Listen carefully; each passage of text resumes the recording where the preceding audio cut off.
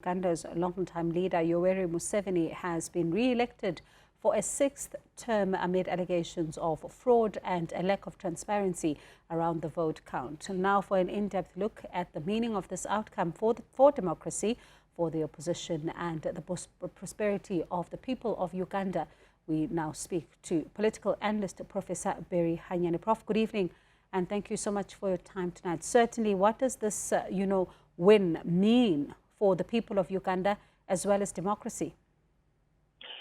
Bongiwe, good evening. Good evening to your viewers. Well, look, it's a sad tale to relate to, an unfortunate circumstance for democracy for Uganda and perhaps democracy in Africa.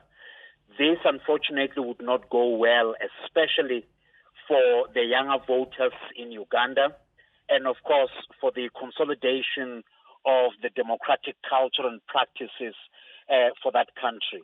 It's unfortunate, but somewhat expected, given the unsavory atmosphere that transpired prior to the elections, violation of rights of especially opposition parties, the clamping down on some opposition members, including amongst others your Bobi Wine and other campaigners, the shutting down of internet.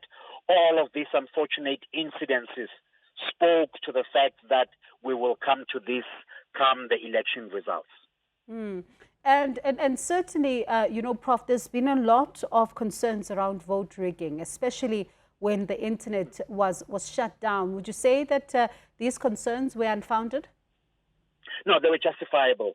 The mere fact that any other opposition party, let alone observers who were outside of the country in particular, since few observers were allowed inside of the country, would then not trace the trajectory of the counting itself.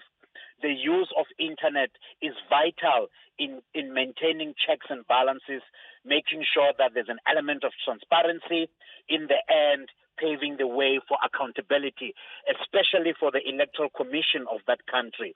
So the situation of clamping down, especially on social media, was basically to silence opposition voices that otherwise would raise concerns and legitimate concerns for that matter. And certainly, when we listen to some of the voices that have been coming out from Uganda, some people even in the streets saying that there isn't really much that Bobi Wine could have done, particularly because state machinery was never going to allow, what he had hoped for, which was a victory. There doesn't appear to be a lot of options now for the people of Uganda other than to accept this particular result. Well, you're quite right. We don't want to see a bloodbath in Uganda. That's one unfortunate option that could happen. But I don't think Bobi Wine and other opposition members and parties would actually give blessings to such an alternative. I think what needs to be done now is to go back to basics, start campaigning for the next term and making sure that they put pressure constitutionally and otherwise. Let's not forget, it was this regime that changed the constitution, by the way, favoring the current incumbent, President Museveni, to serve for more terms as much as he's alive. So the issue that is left now for these opposition parties and persons is basically to exert pressure on the authorities to make sure that they guarantee liberties, they guarantee rights, which is going to be difficult, by the way. So it's not going to be a walk in the park henceforth. And I mean, when you look at someone like Bobi Wine, some people have said that there wasn't even the point to contest such an election, which the outcome would have been known from the onset. I mean, yesterday when I was speaking to the African diaspora's Dr. Sibanda, he was saying that there was not even, that there was no fertile ground for him to have even tried to compete. And some on social media share the same sentiment to say, unless, Uganda reforms and other parts of the continent where we are seeing such situations, unless there's reform first, such opposition leaders should not even bother to try and contest the polls Do you agree with that sentiment? No, not at all, Bongiwe.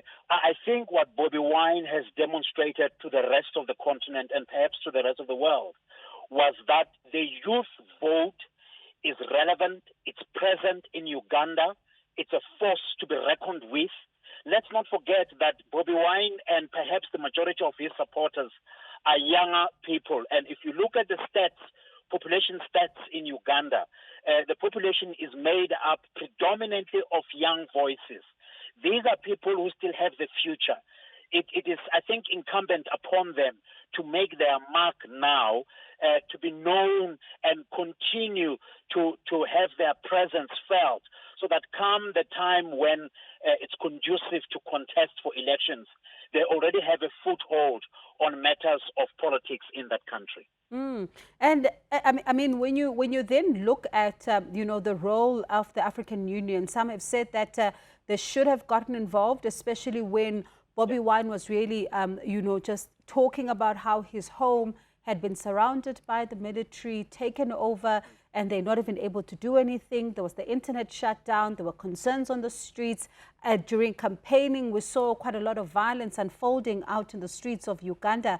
Certainly, some calling on the African Union to have gotten involved here, others saying that it wouldn't have made a difference. Yeah, it wouldn't, given the track record of the African Union. That's one part. But the other important part is that Museveni has basically established himself as one of the powerful leaders coming from the Great Lakes. So perhaps that may have contributed in terms of bringing forth an AU agenda of intervening and persuading him to make sure that a much more fair, free kind of election atmosphere does permeate in Uganda. There are a number of variables that I think are at play here. And of course, let's not forget that the continent is seized with issues of COVID-19, is seized with other problems, the north of Mozambique, the violence in Ethiopia, uncertainty in the northern part of the continent itself. All of this would then begin to exert pressure. The recent violence in the DRC has really put pressure on the AU. But again, a political envoy would have been sent to register at least discontent in the manner in which elections and the atmosphere permeated in that country. Prof, it's always a pleasure to speak to you. Thank you so much for your time tonight. That's political analyst, Professor Barry Hanyane.